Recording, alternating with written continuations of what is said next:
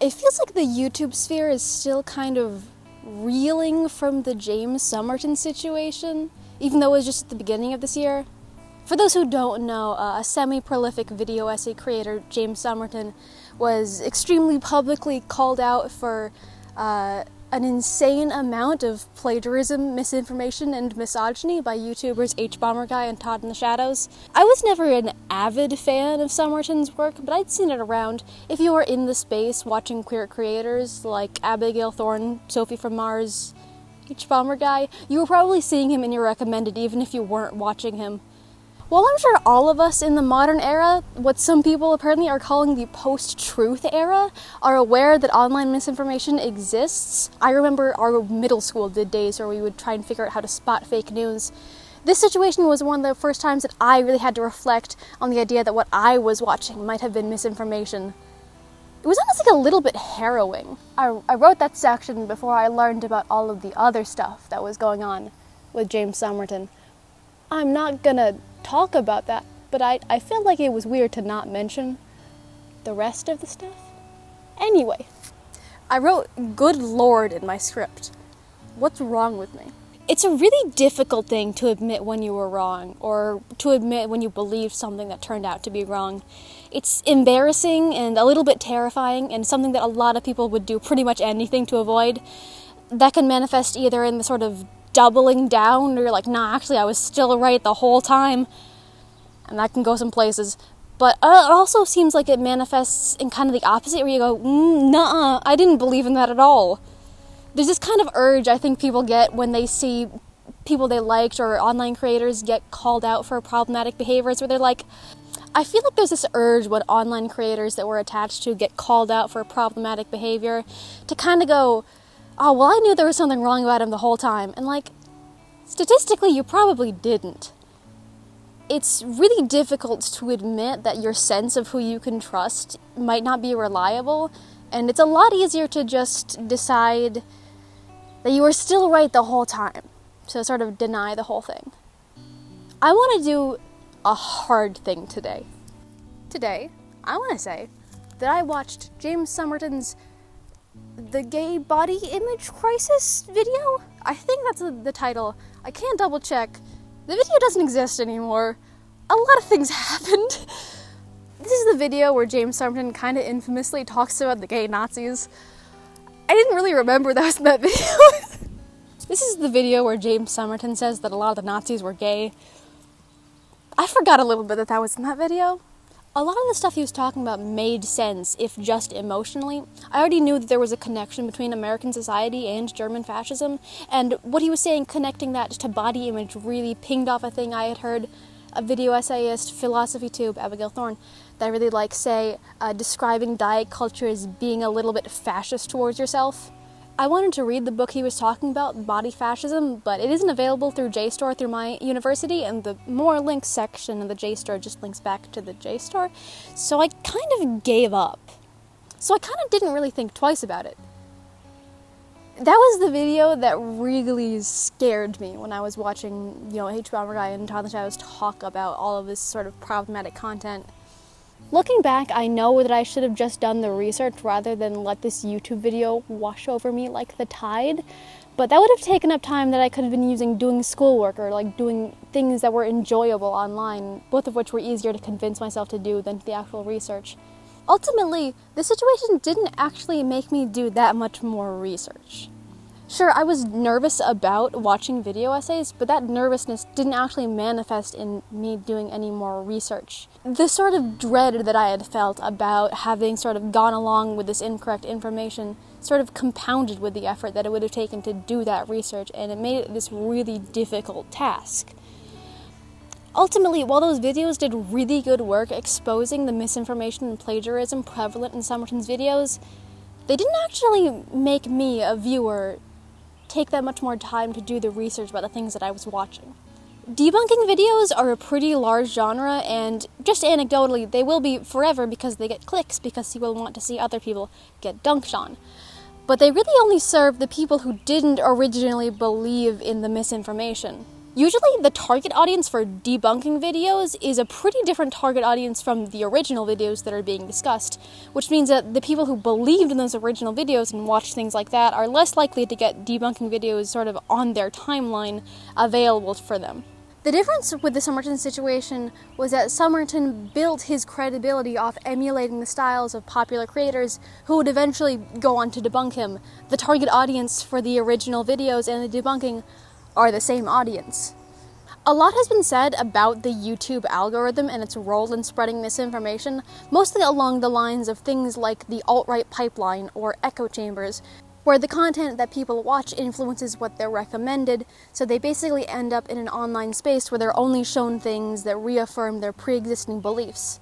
However, I think there's a couple other ways that the YouTube algorithm can spread misinformation that we don't really talk about. I wrote an essay about this, focusing on YouTube science communication in particular, and these are the 4 things. That's 3! I wrote an essay about this, and the 4 things that I took away from doing the research for that essay were: 1. Some of the value that we get when we learn a scientific fact isn't just from knowing the actual thing itself, it's our ability to use that in conversation with others. This is called exchange value. The idea is that by learning a fact, we can use that fact in conversation with others to sort of prove that we are scientific people. And that idea can allow us to network into scientific communities to allow us to build our knowledge base larger. 2. For science communication videos, observationally, the YouTube algorithm recommends videos that are shorter, with a higher production value, and produced at a faster rate above other kinds of videos. 3.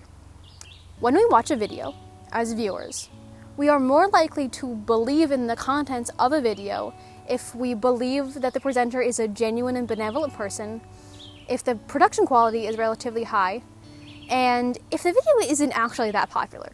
This is interesting because the specific study that I read found there was a negative relationship between video popularity and viewers believing in the contents of the video. They call this the third-party effect. Basically, the idea is that if you watch a popular video, you kind of go, oh, look at all these schmucks who watched this video and believed it, but not me because I'm smarter than all of them. However, they also mentioned that other studies found the opposite thing, the more expected idea that the more popular a video is, the more likely we are to believe it is true. Who knows? How did... 4. These biases we have about whether or not a video is trustworthy just based on the presentation of the video actually go away pretty much if we just do our own research. If we just Google the thing. If we just Google the thing that someone is talking about in a video, the effect of these factors pretty much disappears. Some of these things are understandable. I mean, the YouTube algorithm is a nightmare, but the rest of it, sharing facts with people in conversation is a pretty basic social mechanic, and it's understandable that we would take some amount of value from that. Also, these biases about whether or not we trust a video just based on its presentation probably come from a lot of the things that we are taught about how to spot misinformation. Just based on my experience being taught how to spot misinformation, it's a very vibes-based approach. It kind of teaches you when you're younger to weed out the really sketchy sites, like the real crackpots who have no idea what they're talking about. But it doesn't really go much further than that. While this vibes-based approach works for picking out reliable news sources from like some guy's blog, it really doesn't prepare us for when misinformation is coming out of outlets that have previously put out good work. I connected these ideas by talking about a video I had watched a couple months before starting the assignment, which was this response video to this original video by CGP Grey. It's interesting, but I won't get too much into it because I worry this will start to sound like a hit piece against CGP Grey, and I've watched a lot of his videos and they seem fine. They seem good. They're normal. The basic idea was that as a longer video with lower production quality and a longer turnaround time between videos, the response video will be promoted way less than the original video, sort of fulfilling the old adage that a lie gets around the world in time it takes a truth to put on its boots, which ironically I had to Google because I forgot how it went, and apparently it's very popularly misquoted to Mark Twain when the actual author is sort of dubious. It might be from Rome. Maybe. I was also talking about the idea that the pressure to make a lot of videos with really high production in a really short amount of time might sort of incentivize creators to sort of flatten their research. sort of taking the nuance out of it, or like the response video alleges, drawing flashy conclusions that aren't really supported by the data. Basically, videos that are more highly produced are more likely to be believed by viewers and promoted by the YouTube algorithm, pushing them to those viewers in the first place. This video obviously isn't that essay. I thought the body of the essay was decent, but I really struggled with figuring out what a call to action could have been. Really, there's only one call to action about misinformation. Sure, there's plenty of things we can do, figuring out which news sources are reliable and how to get news from those sources more than others, and probably also figure out how to spot AI images, because like immediately people are on TikTok using those to spread misinformation about there being like secret ruins in the Arctic. It's a nightmare. But really, the only call to action is to get people to do their own research about the things that they're seeing. And that's kind of a daunting thing to say. Ultimately, saying that kind of just feels like saying that we just shouldn't have misinformation. End of sentence. And that's not really helpful. Instead, I opened with my reflection on the James Somerton situation because I want to talk about how writing that essay made me look at doing my own research differently.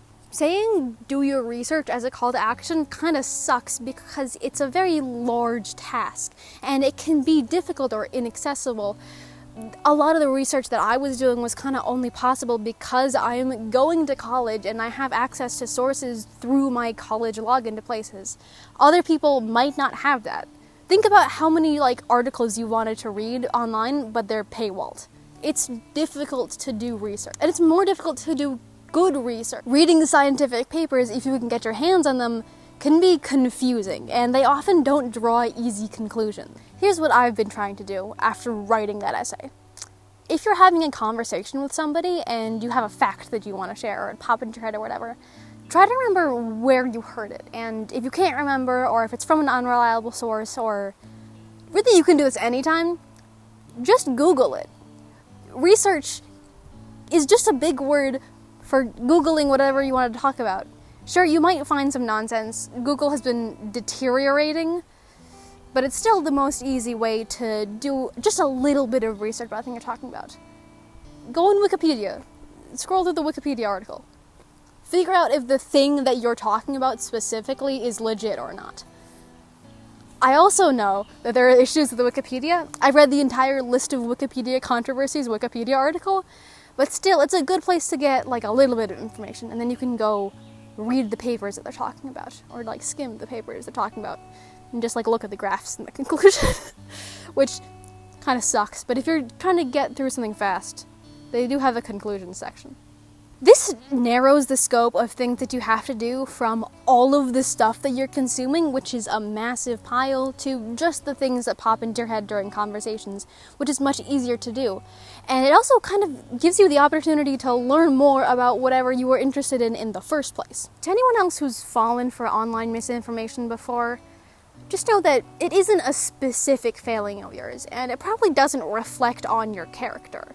Anybody can fall for misinformation at any time if it's presented to them in the right way. It's fine to have believed something that ended up being wrong. What's important, above trying to figure out how much of it you actually believed or trying to assuage yourself that your judgments are still correct actually, is taking the opportunity to use this to move forward and do better.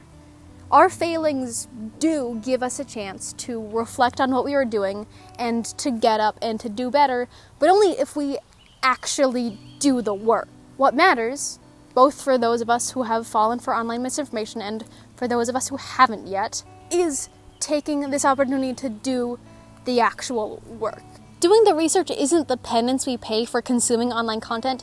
It is a real opportunity to learn more about the things that we like. It's an opportunity to use the sort of infinite knowledge that does exist online to better our understanding of the world around us. If we can figure out how to break down the social stigma about having been wrong about something, if we can figure out how to overcome the dread that we feel, the sort of fear of failure that we get when we are wrong, and if we can figure out how to move forward into the world actually doing the research when we need to, we can do a lot towards breaking down the social situation that allows misinformation to spread. That's it, I guess. Those are all the words that I wrote down. If you watch this video, you should go read the papers that I'm talking about, or you should Google them. I know I don't present the entirety of the literature here, and I don't really intend to, but if you can get your hands on those papers, they're decently interesting. I thought the third party effect was really, really cool, because, like, yeah, definitely there's a lot of ways you can kind of go, I don't know, there is this sort of sense that everybody else is kind of just NPCs, and you're like, I'm so smart, I can figure this thing out. I might want to do more research on that on my own, to figure out, like, if that appears in other studies, or if they just got, like, a really weird group of people for this one. Also, a thing I think is really funny about that study is that they didn't tell anybody to do their research. Some people just, like, on their own were like, ooh, I should Google this milk allergy thing. And, like, I understand those people. I am those people. You tell me something, I'm off Googling it in another tab immediately. We should all strengthen this instinct within us to go Google that thing. I will be in a physical conversation. This is what I'm talking about. If you're in a conversation with me, take your phone out. Your phone? Don't look at how I live. And just, like, Google the thing that you think you might be talking about to see if it's true. And then you can see all the other things. Anyway, the whole point of this video is to say that it's really easy to do your own research, actually. Like, it seems really hard, but, like, you should just, like, Google things. And if Google sucks ass, use, like, a DuckDuckGo or whatever. I should be using that because Google just keeps trying to sell me things, but I don't, because Google's right there. It's everywhere. And that sucks, but also it is really easy. Thank you guys for watching this video. I'm gonna leave the woods down. I am planning on making another video at some point. I want to watch all of the liminal space video essays on YouTube and sort of create a literature review. That might be a while. There's a lot of them. But it does seem interesting. Anyway, thank you guys. Interact if you want to. You know how to interact with a YouTube video? Hit the buttons, or, like, don't. Whatever. Oh my god, how do I turn this off?